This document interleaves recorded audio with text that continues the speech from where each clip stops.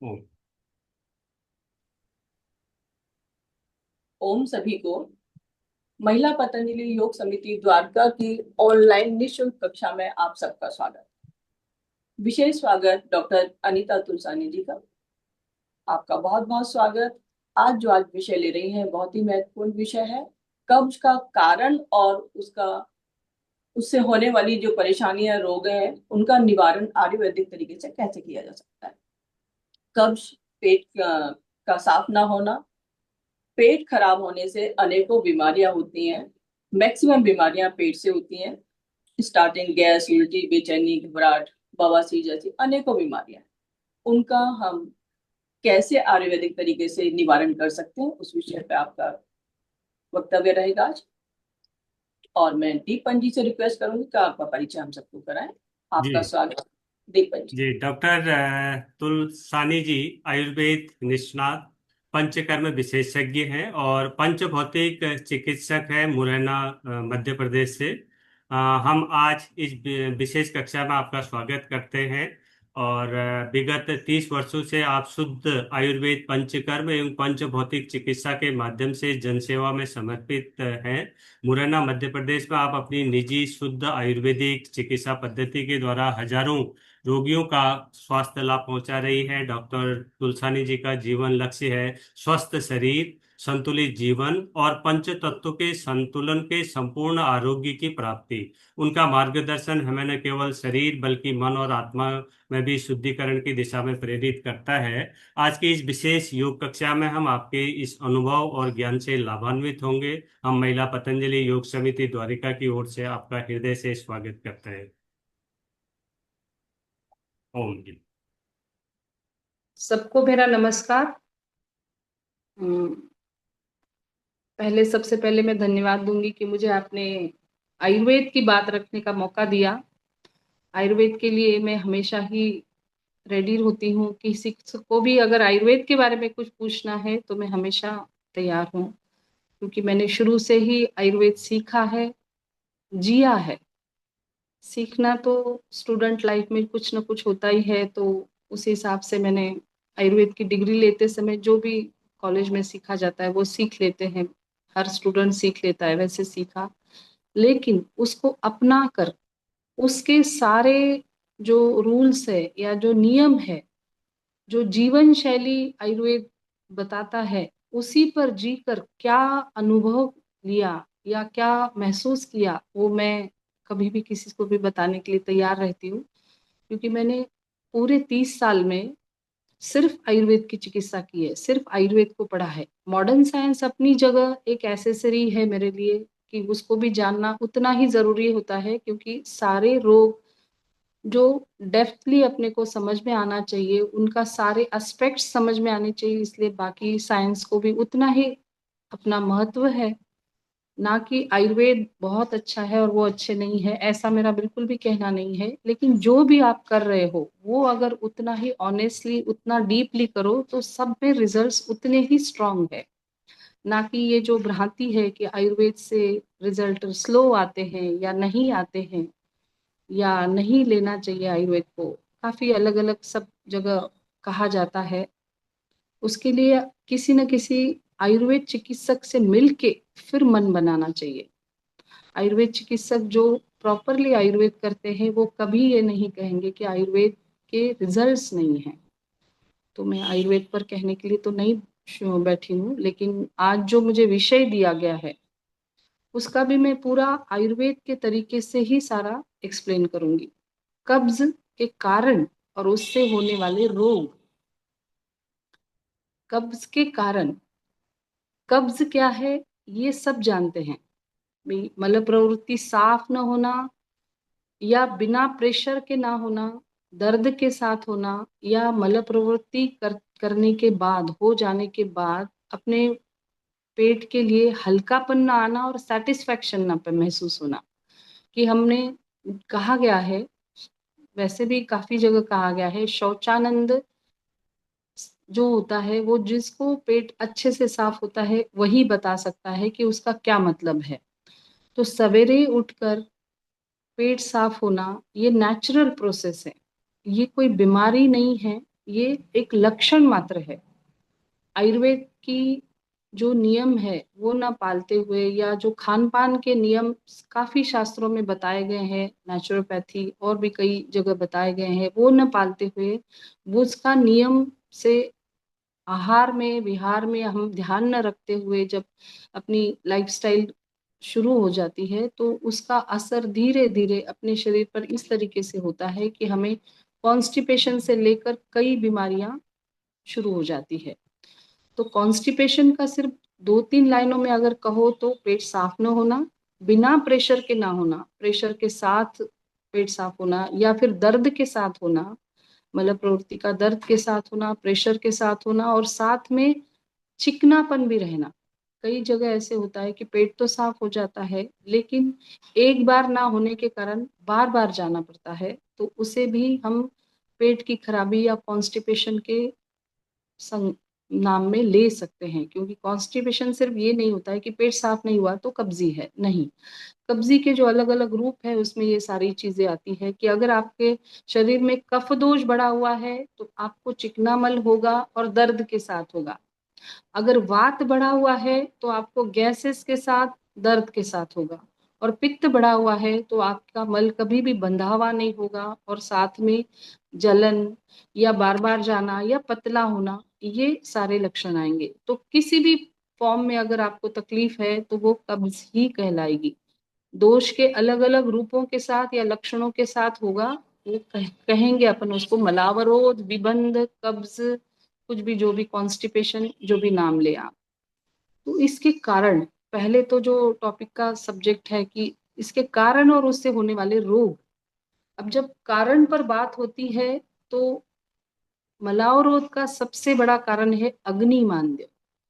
अग्निमांद्य या अपनी आहार विहार की गलतियां। तीसरी चीज वात का प्रकोप। जो वात प्रकृति के लोग हैं उनको कब्जी सबसे जल्दी होती है, और वो कब्जी, हालांकि वात की कब्जी ठीक करना भी सबसे ज्यादा आसान है। जो कफ प्रकृति को होती है कब्जी, वो होगी भले देर से, मुश्किल से होगी, लेकिन ठीक होने में भी उतना ही टाइम लगेगा, क्योंकि कफ का शरीर में बढ़ना काफी चीजें साथ में ले लेता है। वात वात दोष का जो साथ होता है, तो वात दोष के साथ हमें एक दो चीजें ही ध्यान में रखी तो हमें वात को जल्दी कंट्रोल में किया जा सकता है, लेकिन कफ को नहीं। क्योंकि हम दोष को जब समझते हैं तो हम उसी को ही थोड़ा सा डाइवर्ट करके, उसको थोड़ा सा डिवाइड करके फिर पंच पंच महाभूत से ये समझते हैं कि वात में वायु और आकाश है, कफ में पृथ्वी और आप है, यानी पृथ्वी और जल है, और पित्त में अग्नि है। तो जब पृथ्वी और जल के साथ हमें कोई भी बीमारी होती है तो वो अवरोध ज्यादा करती है, क्योंकि पृथ्वी और जल, ये दो महाभूत अवरोध करने के लिए ही शरीर में हैं।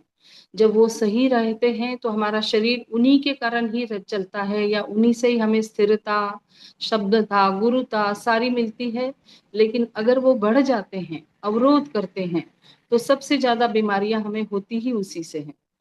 तो अवरोध बनाने वाली बीमारियों में ही मलावरोध है। तो अगर मलावरोध के पीछे कफ बढ़ा हुआ हो तो वो ठीक करना ज्यादा मुश्किल है, क्योंकि कफ को कंट्रोल करना और भी ज्यादा कठिन है।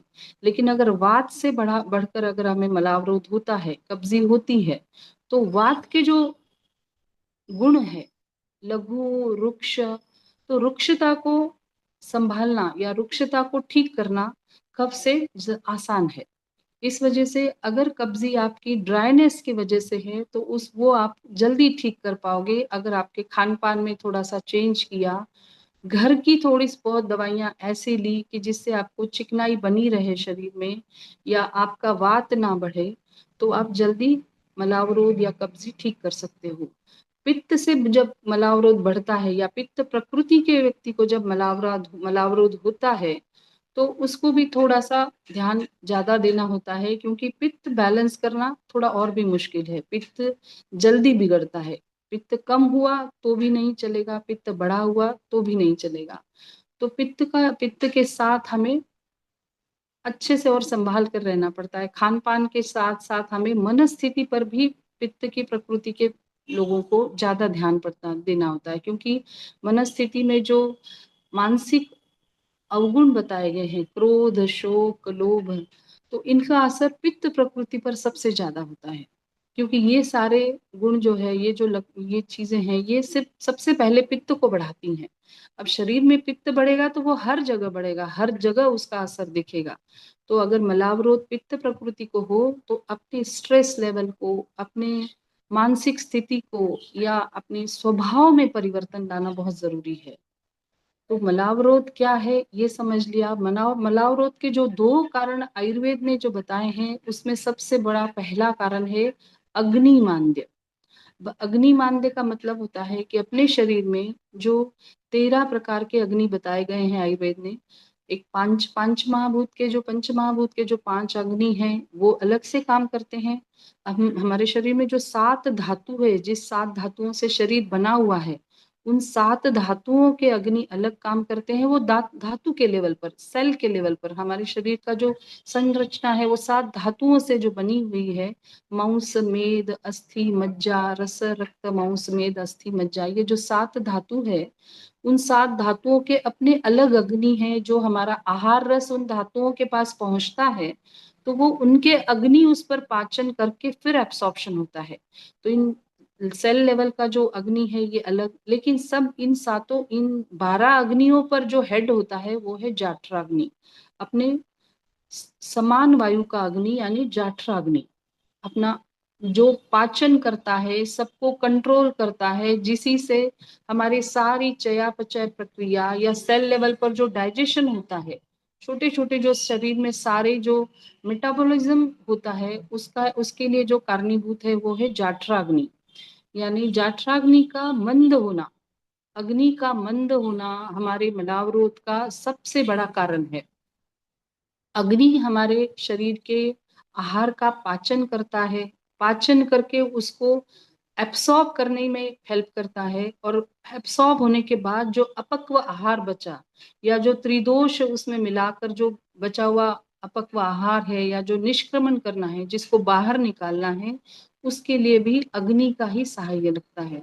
सिर्फ पचन करने में अग्नि काम नहीं करता है, सारे मूवमेंट्स जो होते हैं, सारे जो वात के जो काम है उसमें हमें हेल्प करता है वो अग्नि करता है। तो अग्नि का मंद होना, अग्नि का मंद होना यानी हमें जो मेटाबॉलिज्म के लिए जो सहायक कर रहा है उसमें अगर कमी आ गई तो हमारे डाइजेशन पर सबसे पहले असर आएगा, और डाइजेशन पर असर आया तो डाइजेशन के साथ साथ उससे जो बनने वाला आहार रस है जो हमारे शरीर का पोषण करेगा, हमारे हर धातु तक पहुंच के धातु की पुष्टि करेगा, हमारे धातु हमारे शरीर के चलने के लिए, हमारे उसके लिए जो आवश्यक चीज है उस पर असर आएगा। तो डेफिनेटली ऐसे बनेगा चक्रव्यूह कि हमने जो आहार रस लिया, जो खान पान लिया, वो हमारे डाइजेस्टिव जूसेस के साथ मुंह से लेकर जब आंतों में पहुंचेगा, आंतों में पहुंचने के बाद वहां पर जो मेटाबॉलिज्म होगा, मेटाबॉलिज्म में जूसेस भी मिलेंगे यानी त्रिदोष भी होंगे। साथ में त्रिदोष भी का भी उतना ही काम है। कहीं से पित्त आएगा, वात तो वहां से मुंह से लेकर आंतों तक पहुंचाने में सिर्फ वात काम करेगा, क्योंकि सारे शरीर के जो मूवमेंट्स है, यहाँ से वहां से ले जाना, हिलाना, या सब सारे जो क्रियाएं हैं वो सारी वात से होगी। और उसकी स्टेबिलिटी है जो है, कितना घुमाना है, कितना क्या करना है, इसमें कफ का स्टेबलनेस जो काम आता है वो कफ भी साथ में होगा। कफ की चिकनाई भी उतना ही काम करेगी, जो हर जगह पर, हर अंदर के इंटेस्टाइन से, मुंह से लेकर इंटेस्टाइन तक का जो अवकाश है उस पर सब में कफ भी है, पित्त भी है, वात भी है। वात आगे सरकाएगा, पित्त उसको मिक्स करके उसमें हेल्प करेगा, और कफ टिकाए रखेगा उसको। जहां जो चीज जितनी देर रहनी चाहिए उसका काम कफ का है। कफ उसे होल्ड करेगा, रोकेगा, तभी वो काम पूरा होगा। अगर वात ने फटाफट 2 मिनट में सब आगे सरका दिया तो काम नहीं होगा। हम खाना खाते हैं और हमारा आहार जो पहले, सबसे पहले जब स्टमक में जाता है तो वहां वात, पित्त, कफ तीनों है, ना कि सिर्फ पित्त है। कहा जाता है कि एसिडिटी के लिए अल्कलाइन जो भी कुछ भी जो दवाई हो या ड्रिंक हो या कोई भी ऐसे फॉर्म हो वो खा लो, जैसे इनो जैसी चीजें, तो हमारा पित्त शांत हो जाता है, उसको न्यूट्रलाइज करके हम एसिडिटी कम करते हैं। बट नहीं, वहां पर आमाशय में तीनों चीजें हैं, कफ भी है, पित्त भी है, वात भी है, तो तीनों का बैलेंस लाना बहुत जरूरी है, तभी हमें एसिडिटी पर फायदा होगा। एक एसिडिटी मैंने एग्जाम्पल कही, हर चीज का ऐसे ही है, हर चीज में तीनों दोष का कम अधिक होना होता है, लेकिन होते जरूर हैं। ठीक उसी तरह हम पंचभौतिक चिकित्सक उसी में ही पंच महाभूत का कहाँ क्या अभाव है वो देखते हैं, और उसी तरीके से हम उनको उपाय बताते हैं या दवाइयां देते हैं। तो बात ये हुई कि अगर जब हमारा आहार है, आंतों में आने के बाद, मेटाबॉलिज्म के बाद अगर एब्सॉर्ब नहीं हुआ, पूरा पाचन नहीं हुआ, जो बचेगा उसको बाहर निकालने का जो काम है वो अगर सही तरीके से नहीं हुआ, तो होगा क्या? सिंपल लॉजिक है, अगर वहां से पूरा बाहर नहीं निकला, या तो वो वहां पड़ा रहेगा, या फिर अपाचित आहार रस भी हमारा एब्सॉर्ब होके ब्लड के साथ हर धातु तक पहुंचेगा और वैसी वैसी बीमारियां करेगा। मलावरोध से सबको पता है कि या तो पाइल्स होते हैं, फिशर्स होते हैं, फिशुला होते हैं, ऐसी चीजें सबको कॉमनली पता है कि यही होता है। लेकिन मलावरोध से सिर्फ ये 2-3 बीमारियां नहीं होती है।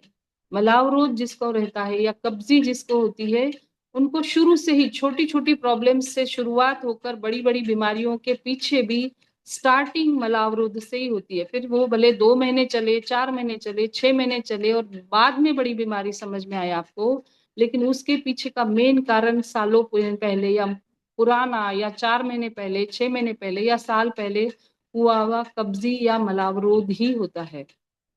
क्योंकि सबसे पहले पेट सही तो शरीर सही, पेट हल्का तो शरीर हल्का। पेट में हल्कापन अगर होगा तो आपको भूख अच्छी लगेगी, भूख अच्छी लगेगी तो आपका जो आहार है वो आप सही मात्रा में और सही आहार लेने के बाद उसका पाचन अच्छा होगा, पाचन अच्छा होगा तो एब्सॉर्प्शन अच्छा होगा, एब्सॉर्प्शन अच्छा होगा तो अपना पोषण अच्छा होगा। पोषण का मतलब ही ये है कि शरीर का जो शेप है या शरीर के जो बाकी कार्य है, अपना स्टैमिना, अपनी मनस्थिति, जैसे अपनी फीलिंग जो है पूरे शरीर की, पूरे दिन की, काम करने की इच्छा, या हमारी समझने सुनने की, उस पर रिएक्ट करने की जो अपनी क्रिया है या अपना जो रिफ्लेक्स है, वो भी उतना ही अच्छा होगा अगर हमारा पाचन अच्छा होगा और हमारा पोषण सब तरीके से होगा। तो मलाव रोग से होने वाले रोग एक नहीं कई है, लेकिन कारण वही है कि अग्निमांद्य होगा, अग्निमांद्य से अपना आहार पचेगा नहीं, पचेगा नहीं तो वो मलावरोध करेगा, या फिर वो अपक्व आहार जो बनेगा, वो टॉक्सिन्स जो बनेंगे, उसको आयुर्वेद में आम कहते हैं, आम जो निर्माण होगा वो ब्लड के साथ यानी घूमेगा, यानी स्पेशली ब्लड, रक्त को भी दूषित करके रक्तज व्याधि होने के पीछे भी यही मलावरोध कारण होता है। क्योंकि मलावरोध होने के बाद जो अपाचित आहार रस होगा वो अगर ब्लड के साथ हमारे धातुओं तक पहुंचा, रक्त में पहले सबसे पहले पहुंचेगा तो पहले रक्त होल्ड करेगा उसको, रक्त उसका सामना करेगा, तो रक्तज बीमारियां सबसे पहले होती है। पाइल्स, बवासीर, फिशर्स, ये तो बहुत कॉमन चीज है मलावरोध से होने वाली, और ये लगभग सबको पता है कि अगर कब्जी लंबी रह चलेगी तो पाइल्स होंगे, फिशर्स होंगे, या फिर उससे उससे रिलेटेड गुदास्थित जो चीजें हैं कि कभी जलन हो रही है, कभी दर्द हो रहा है, मस्सा ना भी हुआ तो उस जगह पर जो फीलिंग आती है जलन की, दर्द की, अनईजीनेस की, बैठने में चुभन होने लगती है, यानी फिशर्स, शुरुआत फिशर्स से होकर आगे जाकर वो फिशुला तक भी जा सकता है, या फिशर्स के बाद जो मस्से होते हैं, पाइल्स भी एक के साथ, एक मस्से के साथ 4 मस्से भी हो सकते हैं।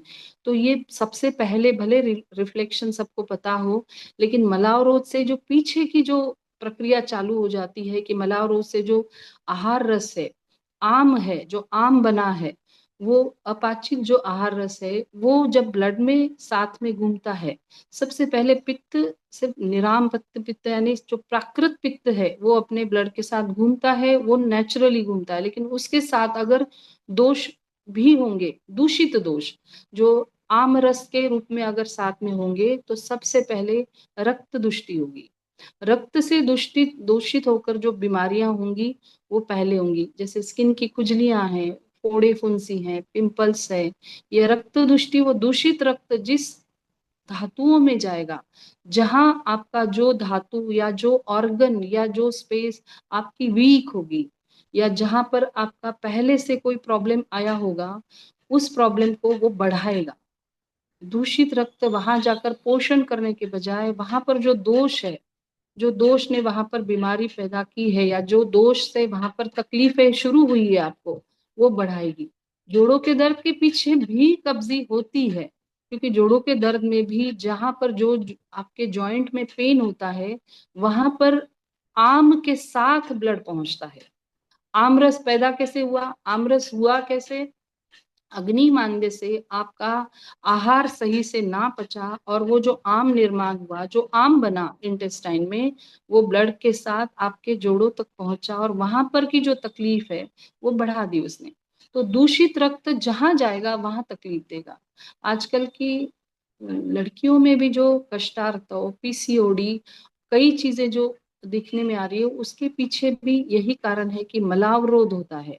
आजकल के खान पान से जो लाइफस्टाइल चल रही है कि मिल्क प्रोडक्ट्स, बेकरी प्रोडक्ट्स, ये चीजें जो खाने में ज्यादा आ रही है, या फिर टाइमली न खाना, भूख लगने पर ना खाकर, भूख जब नहीं हो तब खा लिया, यानी अनशन, अध्याशन, विषमाशन।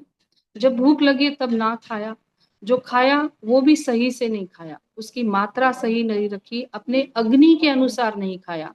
भूख हमें एक रोटी की और हमें अच्छा लग रहा है इसलिए दो चीजें खाई, दो बार खाई, तो वही ज्यादा होगा।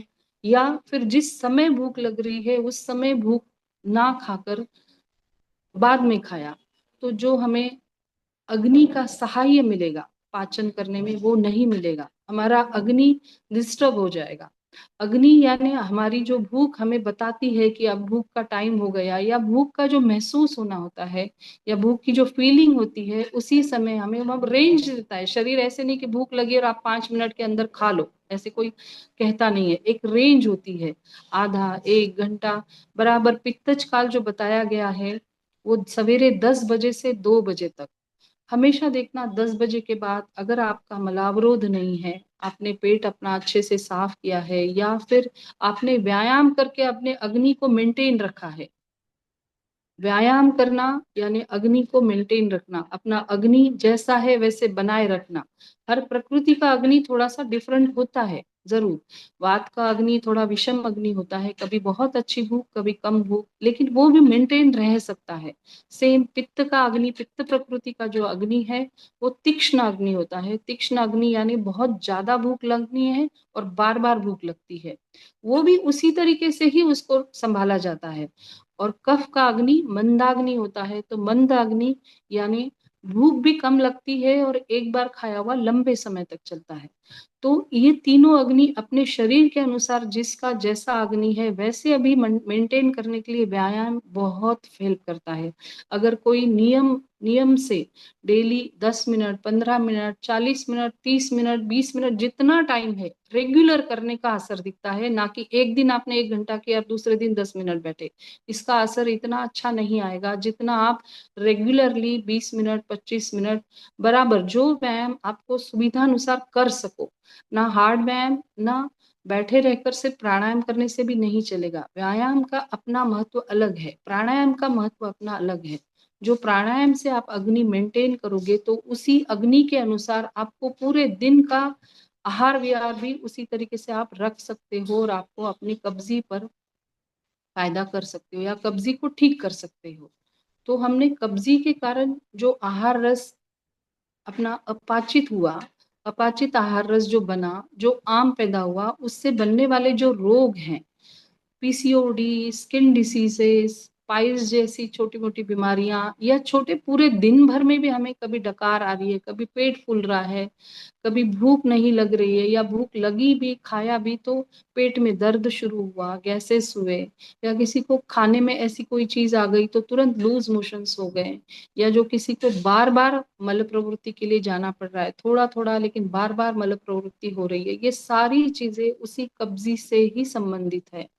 तो छोटी मोटी चीजें हम घर के टिप्स से, घर के छोटे मोटे उपचार से ठीक कर सकते हैं। लेकिन अगर कोई बीमारी हो रही है उससे, कब्जी से, तो कब्जी को पूरी तरह ठीक करने के लिए सारी चीजों का सहाय लेना होता है।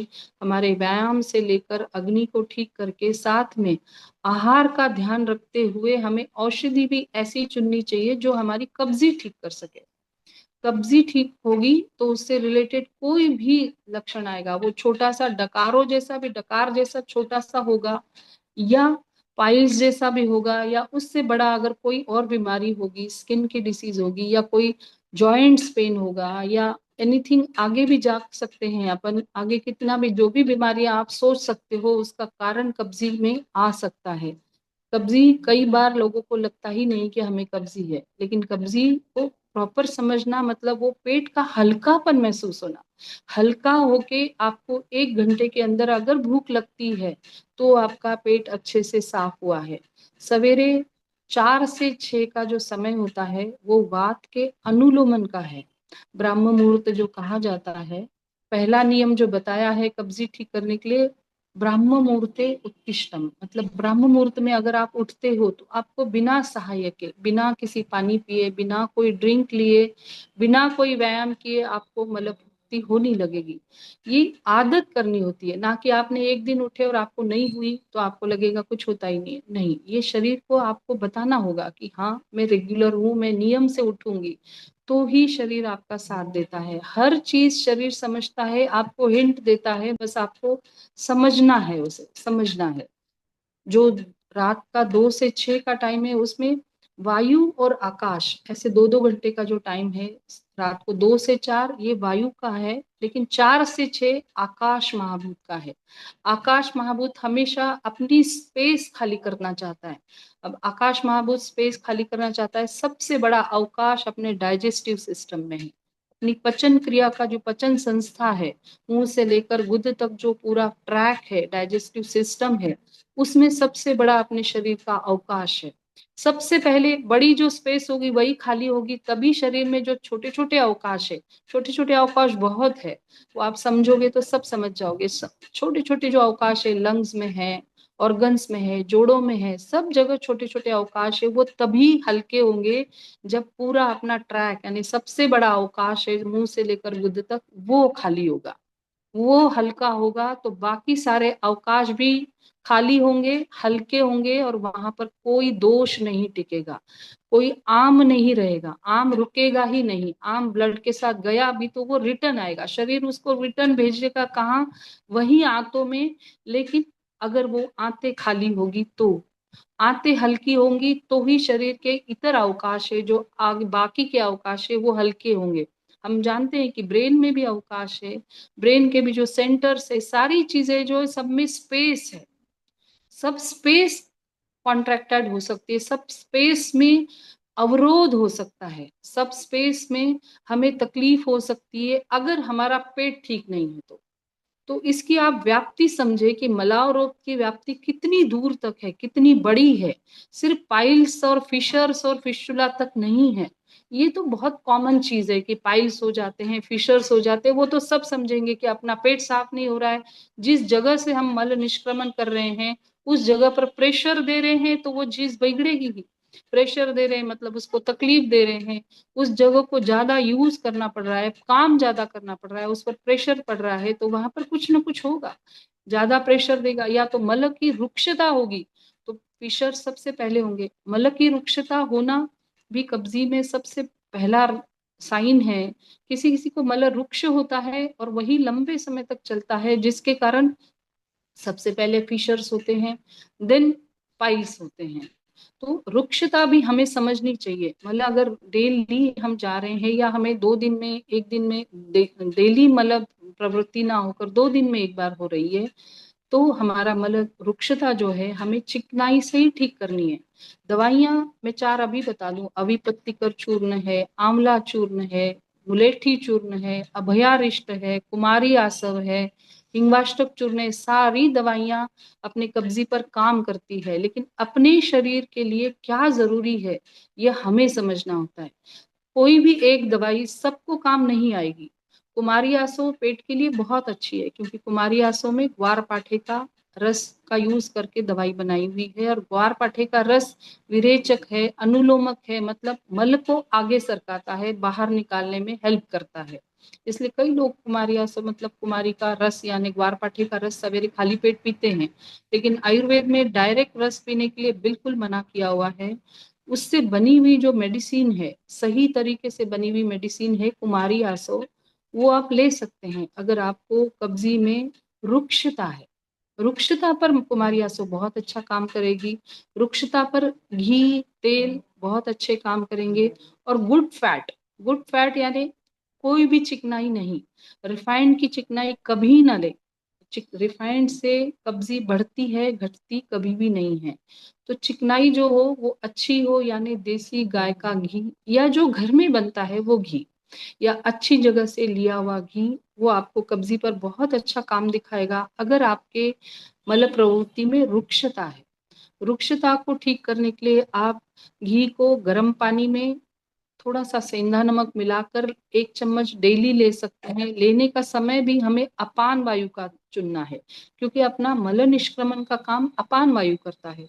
तो अपान वायु पर काम करना है तो हमारा खाना खाने का पहले, भोजन से पूर्व अपान काल माना गया है आयुर्वेद में। सब वायु के अलग अलग टाइम बताए गए हैं। अब देखिए आप, कितनी सारी चीजें इतनी विस्तार से और इतनी डीपली बताई गई है कि किस वायु का आपको दोष है, किस वायु का काम आपके शरीर में नहीं हो रहा है, वो समझे। और उसके अलग अलग टाइम बताए गए हैं दवाई लेने के। जैसे भोजन के, दोष के, सबके टाइम बताए गए हैं।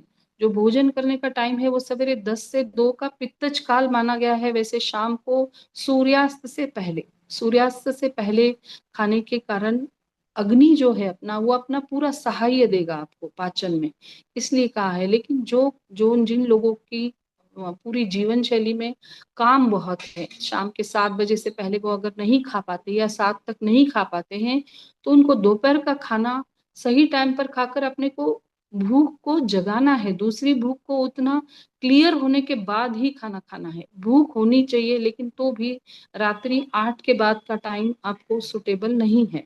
तो 8 साढ़े 8 का टाइम आप भोजन का रखें मैक्सिमम। 7 से साढ़े 8 की रेंज सबसे अच्छी। और सवेरे 10 से 2 की रेंज, 10 से 2 की रेंज में आप 10 का भी टाइम चूज कर सकते हैं, 12 का भी, मैक्सिमम 1 से 1.5 तक का भी, 2 के बाद नहीं। 2 के बाद अगर आपने भोजन किया तो मलावरोध को आप सहाय कर रहे हो। कहीं ना कहीं से भले बूंद बूंद ही आपके शरीर पर ऐसा असर आएगा कि आगे जाके आपको कब्जी होगी। फिर वात के साथ होगी, पित्त के साथ होगी, कफ के साथ होती है। ये आपके प्रकृति और आपके खान पान पर डिपेंड करता है। आपका एज क्या है, ऋतु क्या चल रहा है, और आपके खान पान में आपने कैसी चीजें आप खा रहे हैं। जैसे आहार में हमने कहा कि षड रसात्मक आहार होना चाहिए, वो ना होकर आपने सूखे मसालेदार नमकीन अचार पापड़ या फिर ऐसी चीजें ली जो ग्रेवीदार सब्जियां हैं, रसेदार सब्जी ना ली, तो उस तरीके से आपको उसका असर दिखेगा। तो हमारे खान पान में भी हमें ये चेंजेस करने की, आपकी जो काम करने का जो स्टाइल है, जो आपका काम, जो आपके शरीर जो काम करते हैं आप, उसके हिसाब से आपकी कैसी भूख है या प्रकृति के हिसाब से कैसी भूख है, उसी हिसाब से ही आपको अपना खान पान रखना है। भूख किस लेवल की है, कितनी है, आपके काम के बाद आपको भूख लगती है, पहले भूख लगती है, उठते से भूख लगती है, किसी को 10 बजे के बाद भूख लगती है, ये सारा प्रकृति और उम्र पर डिपेंड करता है। और थोड़ा सा असर हमारे ऋतु का भी हम पर होता है। जैसे अभी जो ऋतु चल रहा है वर्षा ऋतु, तो वर्षा ऋतु में नेचुरली ही वात प्रकोप सबके शरीर में होता है। कम ज्यादा वो अपनी प्रकृति बताएगी, लेकिन होता जरूर है। वात का ये सीजन है, वात प्रकोप का ये सीजन है। जहाँ वात प्रकोप होगा वहां सब अनियमित होगा, यानी सब कम ज्यादा होगा, कभी कम भूख कभी ज्यादा भूख। वैसे नेचुरली वर्षा ऋतु में अग्निमांद्य भी होता है, वात प्रकोप होता है तो साथ में अग्निमांद्य भी होता है। मतलब मलाव रोध के लिए ये ऋतु, वर्षा ऋतु सबसे फेवरेबल है। अगर इस ऋतु में आपको अगर कब्जी हो रही है तो सबसे पहले ठीक करें उसको, उसको समझें कि आपका आपका मलाव रोध ड्राइनेस से है या फिर अन्न अध्यशन से है। अध्यशन से है मतलब पेट को ऐसी चीजें खाई जो आपको पच नहीं रही है, हेवी डाइट से है।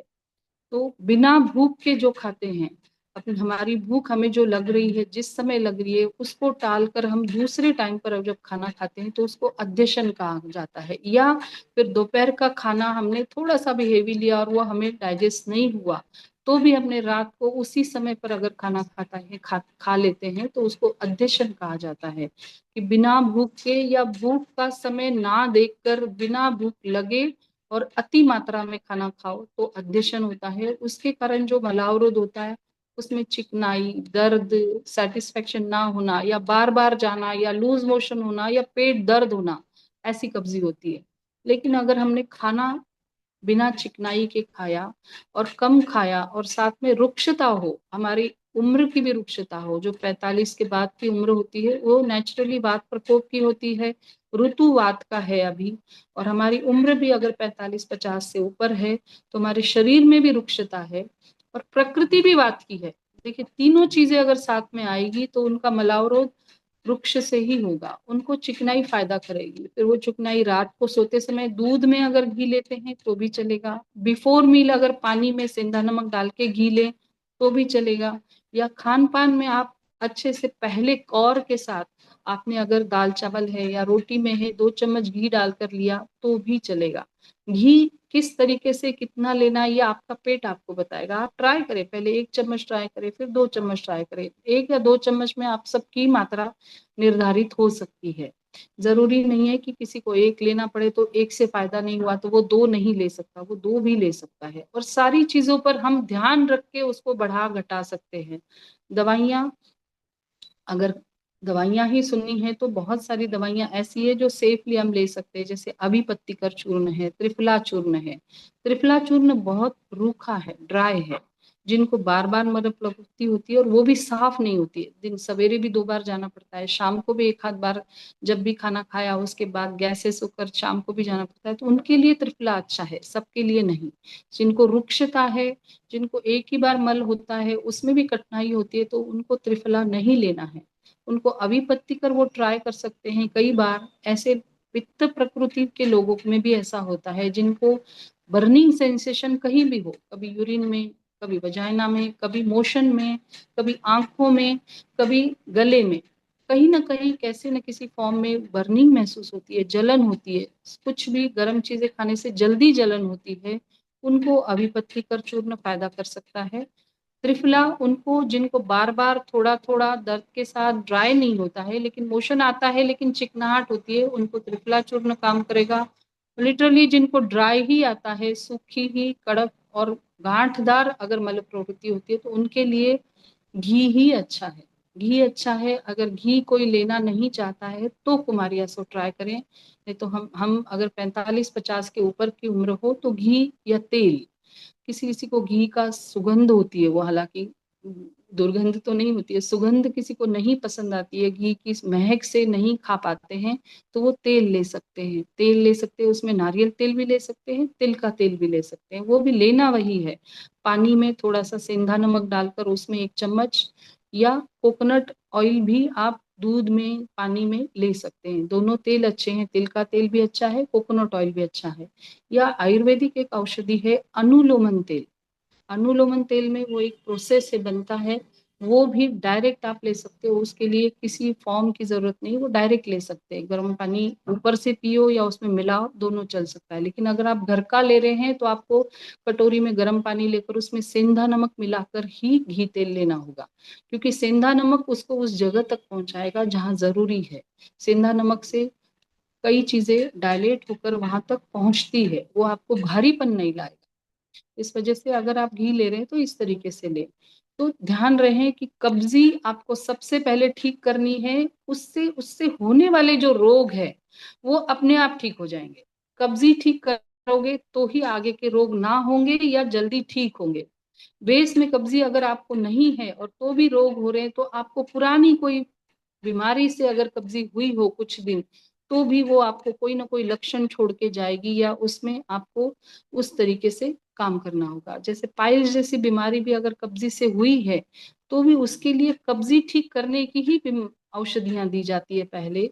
देन वो जो जगह को ठीक करने के लिए कोई क्रीम है, सिज बाथ जैसा जो उपक्रम बताया गया, अवगाह स्वेद, आयुर्वेद में भी बताया है, आजकल सभी लोग बताते हैं कि अगर पाइल्स है, फिशर्स है, तो सबसे पहले उस जगह को हेल्दी बनाने के लिए, वहां की सूजन, दर्द, तकलीफ कम करने के लिए सिज बाथ लें।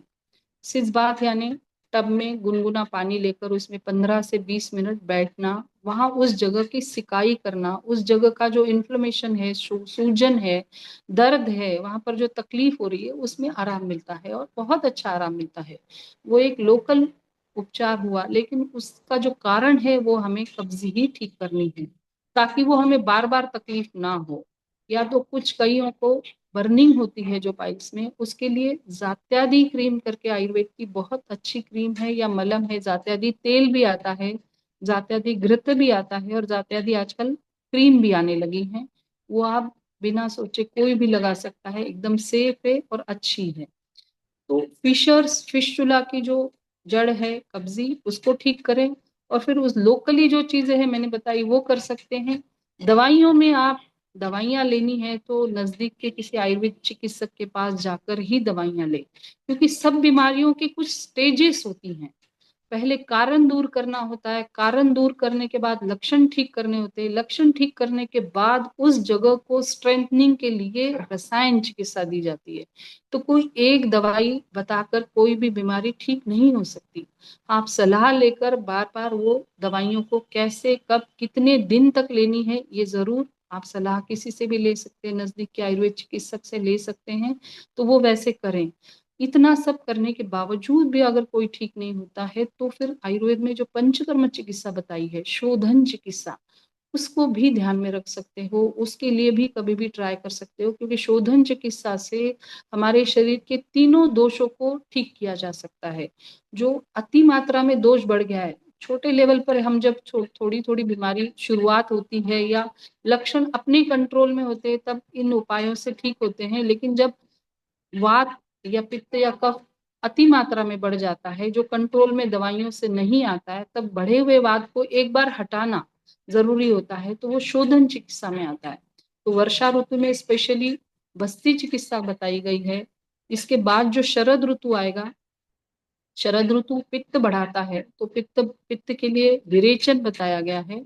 और आगे जो वसंत ऋतु आएगा, वसंत ऋतु में कफ बढ़ जाता है। जो सर्दियों के बाद वसंत ऋतु आता है फरवरी मार्च में, उसमें शरीर का बढ़ा हुआ कफ नेचुरली बाहर आता है, तो तब वमन बताया गया है।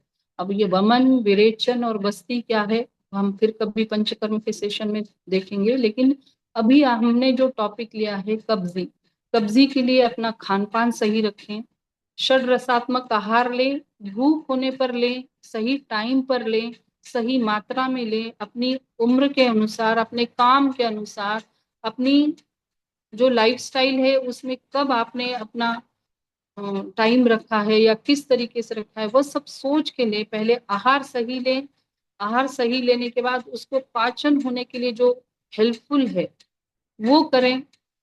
व्यायाम रोज करने से ही आपका अग्नि अच्छा रहेगा, जो पाचन करेगा। या छोटी मोटी जो चीजें हैं, आंवला, सौंठ, मुलेठी या त्रिकटु है, ये सारी चीजें कई अलग अलग फॉर्म में ले सकते हैं। अजवाइन का पानी, सौंफ का पानी, सौंठ का पाउडर शहद में, घी में, या फिर गर्म पानी में भी ले सकते हैं। प्लेन शहद, प्लेन अगर सौंठ किसी को नुकसान करती है तो उसके साथ आंवला ले सकते हैं। आंवला और सौंठ बराबर मात्रा में मिलाकर उसमें मिश्री के साथ भी मिला सकते हैं। जिस फॉर्म में आपको जो तकलीफ है वो आप ले सकते हो। छोटी मोटी चीजें, पहले डकारे, ये सब ठीक करके कब्जी ठीक करें। कब्जी ठीक होगी तो उससे होने वाले सारी बीमारियां आपकी कंट्रोल में आएगी। धन्यवाद। विषय ऐसा है कि वो जितना थैंक यू। जितना एक्सप्लेन करो वास्तव में उतना और कम आपने है। इतने अच्छे से समझा दिया है, मुझे तो नहीं लगता है कि लोगों का कोई क्वेश्चन होगा। फिर भी यदि किसी का कोई क्वेश्चन है तो यदि आपकी आज्ञा हो तो दो चार लोग, क्योंकि हाँ 8 हाँ, ऑलरेडी बजने वाले हैं, तो मुझे पता है ठीक है। आपके समय का, तो दो चार लोग कोई इसके अलावा जो चीजें बताई गई है इसके अलावा यदि किसी का कोई क्वेश्चन हो तो आप बताएं। धन्यवाद, बहुत बहुत धन्यवाद। एक प्रश्न मुझे पूछना है कि हम्म, क्या कब्ज के कारण हर्निया भी कब्ज का कारण है? बिल्कुल। हर्निया में भी प्रेशर कब्जी का ही आता है। आप कब्जी को ठीक करो, हर्निया का साइज कम होने लगेगा। क्योंकि प्रेशर कम होगा, प्रेशर से ही आंतें अपनी जगह छोड़ती है। हर्निया क्या है, आंतों का कुछ हिस्सा प्रेशर के कारण फूल कर बाहर निकलता है, अपनी जगह छोड़ता है, दूसरी जगह पहुंच जाता है जहां उसको स्पेस मिलती है, दैट इज हर्निया। तो हर्निया पर भी असर आएगा ही, कब्जे ठीक करोगे तो।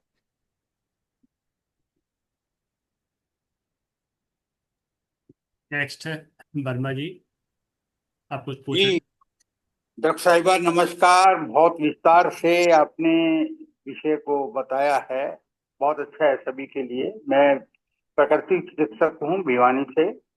अच्छा। और इसमें प्रकृति में भी दो चीजों का हम असर देखते हैं कब्ज पर। एक तो मिट्टी पट्टी का पेट पे, और हम्म। दूसरा पानी की पट्टी बांधने से भी अंदर की आंतें एक्टिवेट होती है और उनसे भी ये समस्या का समाधान मिलता है। बिल्कुल बिल्कुल सही। दूसरा मैं आपसे ये पूछना चाहूंगा कि अमलतास की जो फलियां लगती हैं लंबी लंबी, उन हम्म। फलियों का प्रयोग करने से भी अंदर का सारा मल जो है वो जमा हुआ मल बाहर निकल हम्म। जाता है। हाँ, और अमलतास एक को बताया गया है, अनुलोमक ही कहा गया है अमलतास की गिरी को। आज जी जी अमल, उसकी गिरी हाँ, निकाल गुदा के उसका। करते हैं। और बिल्कुल। एक बात और जाननी है, आज के विज्ञान में गट हेल्थ यानी छोटी आंतों के स्वास्थ्य पर बड़ा जोर दिया जा रहा है, जिसके हम्म। अंदर 40 ट्रिलियन बैक्टीरिया हैं, जो अच्छे भी हैं हम्म। बुरे भी। और हम्म। कब्ज के कारण उनके अंदर बैड जो बुरे बैक्टीरिया है उनके अंदर वृद्धि होती है, और वो हम्म। हमारे वीगस नर्व के माध्यम से मस्तिष्क तक भी पहुंचते हैं, और मस्तिष्क की बिल्कुल। कुछ बीमारियां भी उनके कारण शुरू हो जाती है, बिना रक्त में गए वीगस नर्व के साथ ही अंदर ट्रेवल कर जाते। तो इनको, इनके स्वास्थ्य के लिए आप क्या कहेंगे? गट बैक्टीरिया के हेल्थ के लिए आप क्या बताएंगे? देखो, गट बैक्टीरिया यानी आयुर्वेद में जो म्यूकोजा क्या है, आयुर्वेद में जो आप महाभूत गया कहा गया है, जो आंतों में है, आंतों की जो होल्डिंग पावर है, वो उसी को ही गट बैक्टीरिया के नाम से जाना जा रहा है। अब उसको बैक्टीरिया के रूप में जानो या अपने आयुर्वेद के हिसाब से वहां का आप महाभूत जो काम करता है अपने पाचन क्रिया में, उसको समझो। बात एक ही है, जो आप गट के लिए कर रहे हो, आंतों के लिए कर रहे हो, वही जो मॉडर्न मेडिसिन कह रही है, अगर उस पर चल रहे हैं तो वो भी उसी तरीके से बताते हैं कि फाइबर्स ज्यादा लो, फाइबर्स में है गट बैक्टीरिया को बढ़ाने की क्षमता, मिल्क प्रोडक्ट्स में नहीं है, मिल्क प्रोडक्ट्स कम करो। तो बात वही एक ही है, अब तरीका अलग है समझाने का बस। Thank you. और आदरणीय रतन मलिक जी भी हमारे साथ में जुड़े हैं, जो हमारे ग्रुप के एक सम्मानित सदस्य हैं। यदि कुछ सर आप कहना चाहें तो आदरणीय रतन सिंह मलिक जी। स्वागत है मलिक सर आपका। सबको प्रणाम और मेरा प्यार भरा आशीर्वाद भी आप लोगों को। और आज डॉक्टर मैडम ने तो बड़ा सुंदर ढंग से कब्ज के बारे में जो बताया है, ये वाकई में एक नॉर्मल लैंग्वेज में बता दिया इन्होंने, सिंपल वर्ड्स में बता समझाया है, इसलिए वो सबकी समझ में आ गया। इसलिए आज क्वेश्चन भी नहीं आ रहे, नहीं तो क्वेश्चन बहुत ज्यादा आते थे। और अनिल जी, पंत जी, सरोज बिटिया, आप जो काम कर रहे हो और आपकी टीम, ये बड़ा सराहनीय है। कहाँ कहाँ से डॉक्टर को ढूंढ कर लाते हो उनसे प्रार्थना करते हो, और वो आपको आपकी सच्चे हृदय से पुकार के कारण ही वो एक्सेप्ट भी कर लेते हैं और अपना टाइम देते हैं। इसलिए डॉक्टर मैडम का भी बहुत बहुत धन्यवाद, जो इतना टाइम दिया हमारे साधकों के लिए। और इन सब को भी बहुत बहुत आशीर्वाद भी है, बधाई भी है, जो आप इतना पुण्य का काम कर रहे हैं। और बस इतना ही मैंने कहना, बहुत बहुत थैंक यू धन्यवाद। सर, बहुत बहुत धन्यवाद आपका। मैडम, एक क्वेश्चन था किसी का कि क्या फिस्टुला का ट्रीटमेंट संभव है आयुर्वेद? बिल्कुल संभव है, अगर नजदीक के कोई आयुर्वेद चिकित्सक हो तो वहां जाएं, दिखाएं। फिस्टुला सिर्फ आयुर्वेद से ठीक हो सकता है, ये याद रखें। मॉडर्न साइंस तो सिर्फ उसके लिए सर्जरी बताती हैं, और वो भी अपने लेवल पर बिल्कुल ठीक है, क्योंकि फिस्टुला कई लोग सिर्फ छुपाते हैं, लंबे समय तक उसको इग्नोर करते हैं। फिस्टुला शुरुआत में ही अगर ठीक हो जाए तो वो औषधि से बिल्कुल ठीक हो सकता है, लेकिन अगर उसकी ऐसी स्टेज आ जाए कि वो पस फॉर्मेशन अगर बनना बंद ही नहीं होता हो, आपका खान पान नहीं सही हो, आपको दवाई सही नहीं मिली हो, तो फिस्टुला का ट्रैक बढ़ता जाएगा लंबे समय। फिस्टुला क्या है? एक ट्रैक है जो दूषित मल से बनता जाता है, या वहां पर इन्फेक्शन होता है कह सकते हो आप। तो उस तरीके को वो उसको ठीक करने के लिए पहले स्टेज में आप आयुर्वेदिक मेडिसिन से उसको ठीक कर सकते हो। जैसे स्टेजेस आगे बढ़ते हैं तो उसकी आयुर्वेद में भी चिकित्सा है, क्षार सूत्र चिकित्सा है कही गई है। क्षार सूत्र चिकित्सक के पास जाएं आप, फिस्टुला ठीक हो सकता है, या तो फिर मॉडर्न में सर्जरी। थैंक यू, बहुत बहुत धन्यवाद। नमस्कार। हाँ, नमस्कार हाँ, डॉक्टर साहब। जी, बताइए बताइए, क्या? क्वेश्चन। हेलो। हाँ, क्या कहा? हाँ योगराज जी, बताइए, क्वेश्चन बताइए अपना। हाँ जी, हाँ मैं बोल सकता हूँ। हाँ जी, नमस्कार डॉक्टर साहब। ये नमस्ते। 15-20 दिन हो गए, मेरा पेट में चंगी से साफ नहीं होता। 5-7 बारी जाना पड़ता है, प्रेशर नहीं बन पाता, और शरीर भी ढीला सा रहता है। कई बार तो योगा क्लास छूट के जाती है इसकी बारे में वजह तो से पूरी सुबह क्लास सुबह। 1 घंटा इसी तक आप की बात हुई आप सबसे थी। पहले लंघन करें, आपकी बातों से और देखकर ही समझ में आ रहा है। आप लंघन करें पहले, सबसे पहले लंघन यानी क्या? उपवास करें आप। ओके। ठीक है। उपवास करना शुरू करें, आपका पेट भी ठीक होगा, आपको भूख भी खुल के लगेगी, तभी खाएं। जो हम कम से क्लास में कम खाएं इसकी बात सिर्फ कर रहे थे, हाँ। मूंग का पानी, सौंठ का पानी, चावल का पानी, दाल का पानी, इतना ही खाएं आप। जी मैडम। आपका पेट ठीक होने लगेगा। ठीक है, thank you madam, thank you madam. बहुत सुंदर तरीके से मैडम आपने सभी जानकारियां दी, बहुत बहुत धन्यवाद आपका। जैसे मैं संक्षिप्त में बताऊं तो आज जो था कि कारण क्या होता है, हमारी जो अग्नि होती है यदि वो बांधे है तो हमारे शरीर में दिक्कत आती है, आहार विहार की गलती से होता है, बात रोग की प्रवृत्ति होता है, और शरीर में 13 प्रकार की अग्नि होती है। शायद बहुत सारे लोगों को आज पहली बार सुनने को मिल रहा होगा, लेकिन थोड़ा सा रिसर्च करें। हमारी जो 13 प्रकार की जो शरीर में अग्नि होती है उनमें से एक जठराग्नि होती है, सप्त धातु होती है, जिसमें से रस अग्नि, रक्त अग्नि, मांस अग्नि, मेद अग्नि, अस्थि अग्नि, मज्जा अग्नि, शुक्र अग्नि, और भूत अग्नि, और पृथ्वी अग्नि, जल अग्नि, तेज अग्नि, वायु अग्नि और आकाश अग्नि। तो ये 13 प्रकार की अग्नियां से हमारे शरीर के अंदर होती है। तो इसके बारे में बहुत सुंदर जानकारी दी। आप लोग भी थोड़ा सा इसमें अध्ययन करें और समझें इस चीज को, क्योंकि आयुर्वेद के हिसाब से हम यदि अपने शरीर की देखभाल करते हैं तो उसका कोई भी साइड इफेक्ट नहीं होता है। एलोपैथिक में बहुत सारी चीजों का साइड इफेक्ट होता है, और एक कब्ज जैसी छोटी सी चीज उसके लिए कितने भयानक रोग हो जाते हैं। तो जिसके लिए फिर लोगों को हॉस्पिटल के इतने बड़े बड़े चक्कर लगाने पड़ते हैं, इतना पैसा खर्च करना पड़ता है। तो इतनी सुंदर जानकारी आज मैडम ने दी हमें, आपका बहुत बहुत धन्यवाद मैडम। और किसी का मेरे ख्याल से अब कोई क्वेश्चन नहीं है। और मैं इस क्लास को समापन करने से पहले हमारे मेरे आदरणीय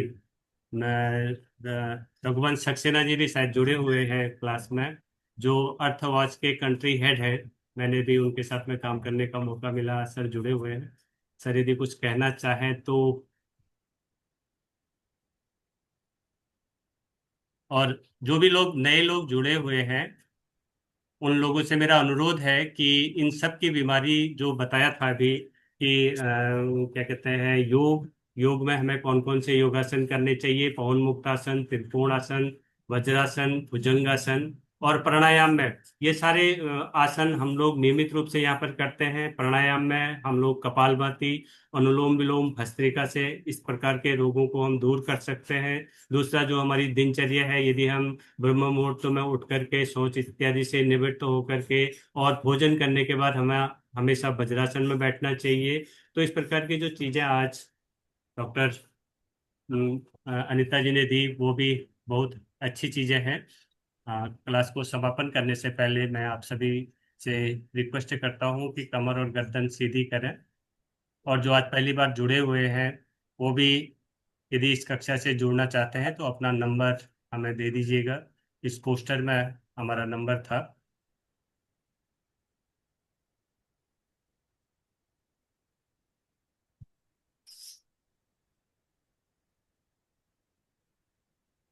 कमर गर्दन सीधी, आंखें कोमलता से बंद। एक दीर्घ ओम का उच्चारण करेंगे, तत्पश्चात शांति पाठ। भरे गहरा लंबा सांस। ओ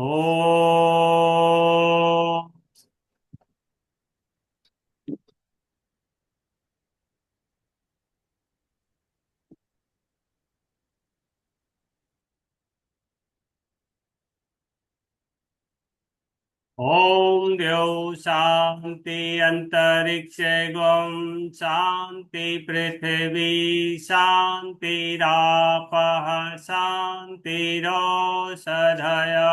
शांति वनस्पतयः शांतिर्विश्वे देवा शांति ब्रह्म शांति सर्वगम शांति शांतिरेव शांति सामा शांतिरेधि ओम शांति शांति शांति। कुछ क्षण इस शांति को महसूस करते हुए दोनों हाथों को आपस में जोड़ें। धन्यवाद करें उस प्रभु का, धन्यवाद आप सभी आत्माओं का जो इस पटल पर आज जुड़े हुए हैं। घर्षण करें और उससे निकली हुई ऊष्मा को अपने मुखमंडल पर लगाएं। आप सभी का दिन शुभ हो, मंगलमय हो, इसी कामना के साथ कल सुबह 5:30 बजे फिर मिलते हैं। Thank you very much. बहुत